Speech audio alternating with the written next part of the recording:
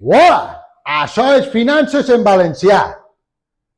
Bé, com ha vist que n'hi ha un mogolló de vídeo per ahí, per internet, inclús explicant-ho i tal i que qual, doncs, bueno, vaig a fer un vídeo de lo que se diu el match betting. Val? Jo sempre vos he dit el happy betting perquè és el nom que utilitzava la persona de la que me vaig formar jo per aprendre aquesta tècnica. Val? Però bueno, si busqueu per ahí i tal, pues se diu el match betting. En la primera part del vídeo t'explicaré què és el match betting, en la segona part del vídeo te mostraré un poc la metodologia i en l'última part del vídeo te parlaré dels avantatges i dels desavantatges que té aquesta manera d'ingressar diners. Si t'interessa i vols aprofundir, al final del vídeo te diré el que pots fer. D'acord? Però no vaig entrar a fondo a ensenyar-vos les calculadores, això, lo de més per allà i tal, perquè ja és un cacau i se faria el vídeo massa farragós i tal. Simplement te vaig a fer una presentació en general del sistema i a partir d'ahí, pues, si tu ja vols aprofundir, com t'ha dit, al final del vídeo t'explique com pots fer-ho si vols formar-te en mi. Si vols tal, doncs també per ahí tens contingut que pots trobar. En fi, el match betting és molt bo per treure un ingrés extra i no se pot palmar diners si no t'enganyes. Si vols me creus i si no, doncs no me cregues. A mi, com ja saps, me la repampinfla. Anem allà! Bé, què és el match betting? Doncs el match betting és una tècnica matemàtica que te permet guanyar diners en els bonos de les cases d'apostes.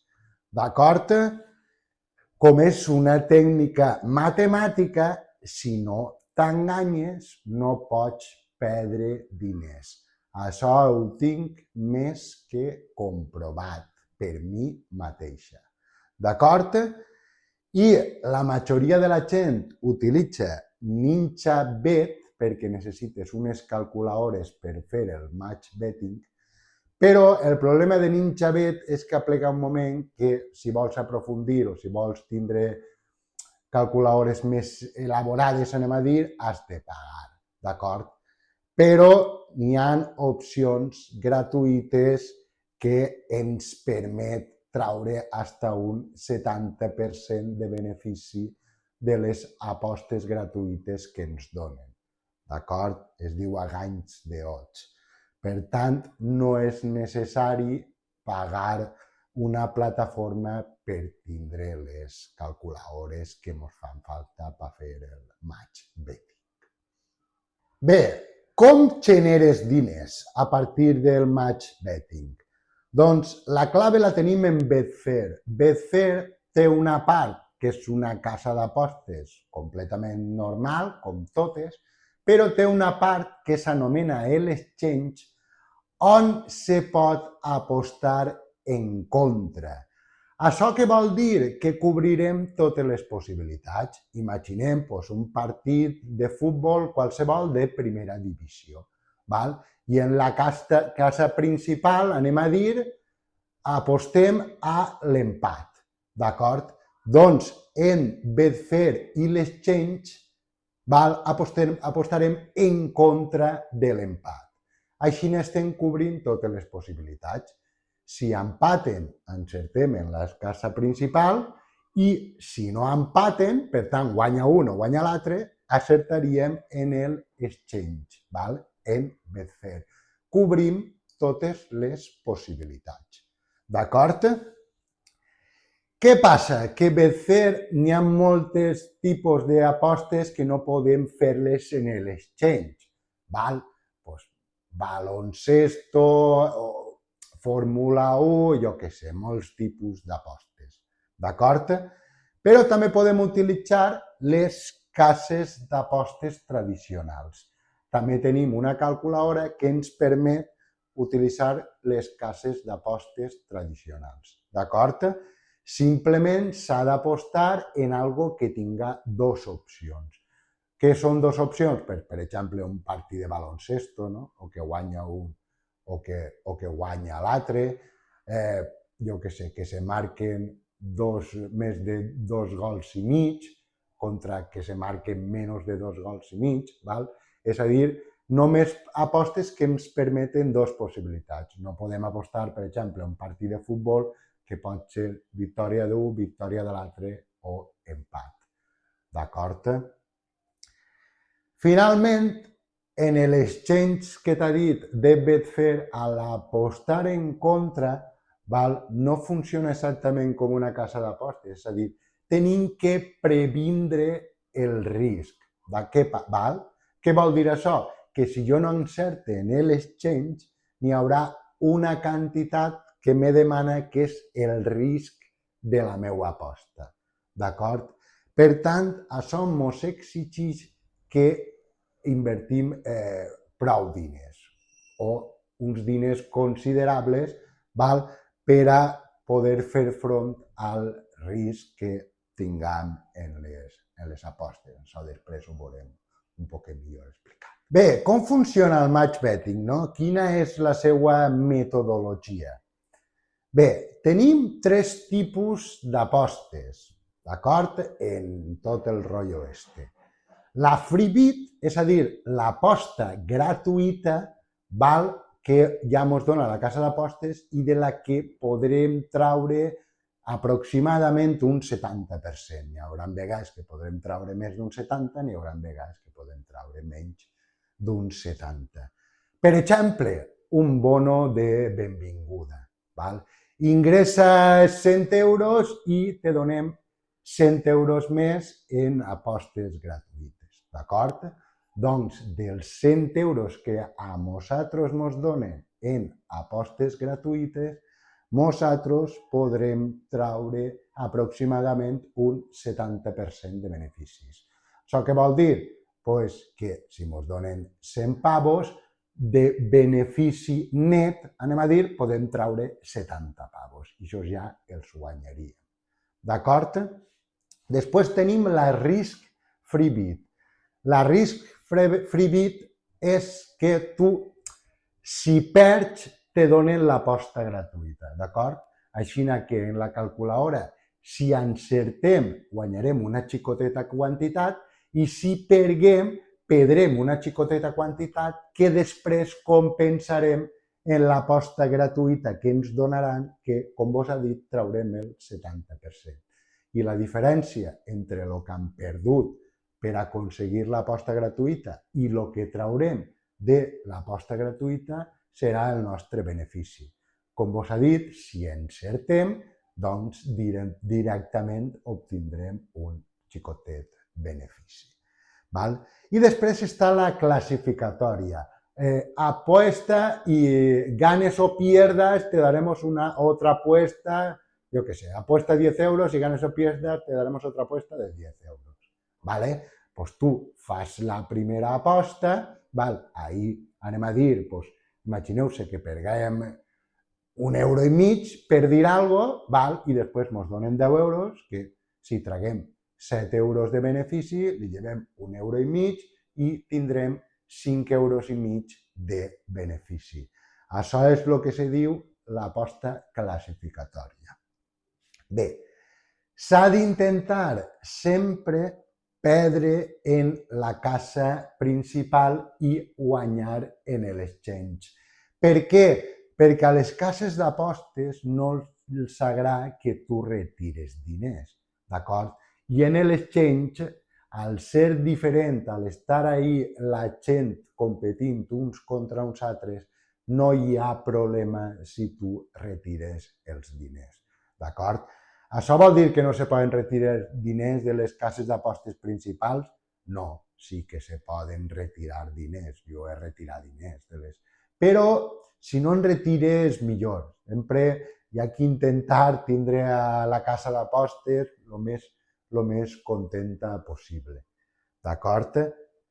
A més, hem de tindre en compte que, com estem intentant perdre sempre en la casa principal, serem uns bons clients, no?, per la passa principal, perquè anirem ficant diners, no?, i anirem perdent els diners que intentarem que vagin al exchange.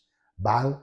Així que en aquest sentit és tot positiu, no?, de cara a la casa d'apostes principals. Intentar perdre sempre i intentar no traure els diners de les cases principals. Traure-los de Betfair, de l'exchange. Val. Després, no acabe d'entendre per què, però les cases d'apostes, si veuen que tu estàs contínuament utilitzant els bonos, només utilitzes els bonos i tal, al final o te tiren directament de la casa d'apostes o no te deixen utilitzar els bonos, d'acord? Te bloquegen i no pots gastar els bonos. Per tant, és interessant intentar combinar això en apostes normals i corrents. N'hi ha un xic que li diuen Andrino, que té un canal en Andrino o Andrinos, no ho sé, no me'n recordo ara exactament. Aquest xic té un canal en Telegram i te dona pronòstics gratuïts. També té de pago, però jo no vos aconselle que pagueu res. Jo, si feu això, vos aconsellaria que utilitzareu els pronòstics gratuïts que té ell, perquè així també feu apostes d'una altra manera, val? I així la casa d'apostes doncs, no sospita tant i tal, que només estem utilitzant els bonos per a guanyar diners. D'acord? Bé, quins són els avantatges i els desavantatges d'esta manera, no?, de generar-te uns ingressos extra, de guanyar diners, o no sé com vulguis dir-ho. Bé, el primer és que, com és una tècnica matemàtica que utilitza unes calculadores, no se pot perdre diners si no t'enganyes. És segur. Jo l'utilitzo diàriament i ho tinc més que comprovat. Si vols creure-ho, me creus, i si no, doncs el problema és teu, no meu.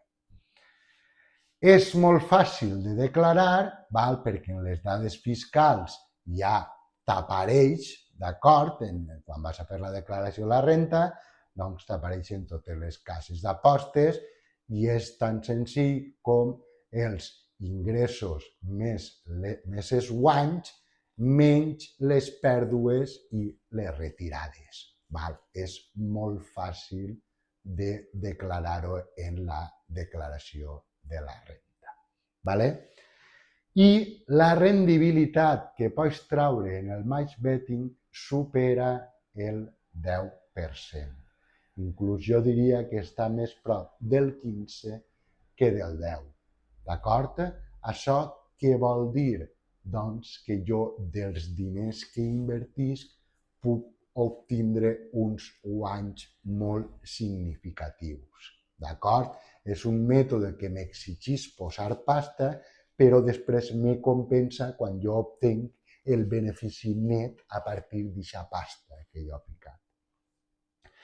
Quins són els desavantatges? Doncs, com ja vos he dit que hem de cobrir el risc de l'exchange, la inversió és relativament alta. D'acord? En 1.000 eurets, més o menys, se pot començar. Però això és com tot. Si quan més pasta pugues jugar en ella, més diners seràs capaç de generar. Això és així. I per tant, n'hi ha que partir de que necessites una inversió considerable. Què passa? En les cases d'apostes, igual que el que guanya sempre l'acaben bloquejant, l'acaben limitant, etc., doncs si veuen que estàs contínuament utilitzant els bonos, no fas altre tipus d'apostes, tal i qual, doncs el normal és que o te tiren o te lleven els bonos, que és el que tu necessites per guanyar diners. A més, s'ha de tindre molt en compte que el match betting pot representar un ingrés extra, però viure del match betting ja és complicat, d'acord? Si t'ocurres, fiques molta pasta i tal, sí que pots arribar als 700, 800 euros mensuals de benefici, val? O podries traure ja si t'ocurrares molt i tal, a lo millor podries arribar als 1.000 euros i tal, però en principi has de tindre en compte que això és un ingrés extra, val? No, a més, implica risc, perquè ja t'he dit que les cases d'apostes te poden tirar, te poden llevar els bonos, val? En conclusió, jo diria que és molt complicat, no vaig a dir que no se pot viure del match betting, però és molt complicat. A priori, el match betting ha de ser un ingrés extra. Bé, jo en el vídeo no ha volgut aprofundir, no t'ha mostrat realment com és la metodologia en les calculadores perquè ho vegues i tal i pasqual, però si algú vol aprofundir, per 100 pavos jo li ho explique tot. Per què cobre? Perquè necessita que el que li ho explique o tal se ho agarre en sèrio. Val? Si jo ho faig gratuït i tal, al final el que ho fa, pues sí i tal, pot aprofitar-ho, però el més segur és que no li traga trellat. Així que ja sabeu, si algú vol aprofundir, vol aprendre aquest sistema, vol veure com guanya diners i tal, doncs m'escriviu un correu i me digueu, tio, jo vull que això me ho ensenyes, ¿vale? I els 100 pavos que vos estic demanant, ja vos dic més que res perquè se ho agarreu en sèrio i no me feu perdre el temps, ¿vale? Doncs aneu a recuperar-los rapidíssimament si me feu cas, ¿vale? Fique 100 pavos perquè jo crec que és una cosa que és molt fàcil de recuperar. Així que ja sabeu, si algú vol que aprofundisca, que li ho explique tot, que les calculadores, això, tot, jo me compromet, ara bé, m'ha de pagar 100 pavos, perquè el que no vull és perdre el temps. Això que quede clar. I bé, res més. Donar-te les gràcies si has estat ahí veient el vídeo. Recorda la mítica frase: controla la pasta i seràs més feliç. I bé, espero que tot vagi bé, com sempre i això i tot. Au, cacau! Si vols veure l'últim vídeo que vaig publicar, pues mira, així el tens. I si per contra te mola el canal, aprens, aprofites el temps, jo què sé, pues mira, així de casualitat també, pues mira, també tens un vídeo interessant. Te mola el canal de finances en valencià, doncs no l'abandones, passa a l'esprà i tot això, no? Jo què sé.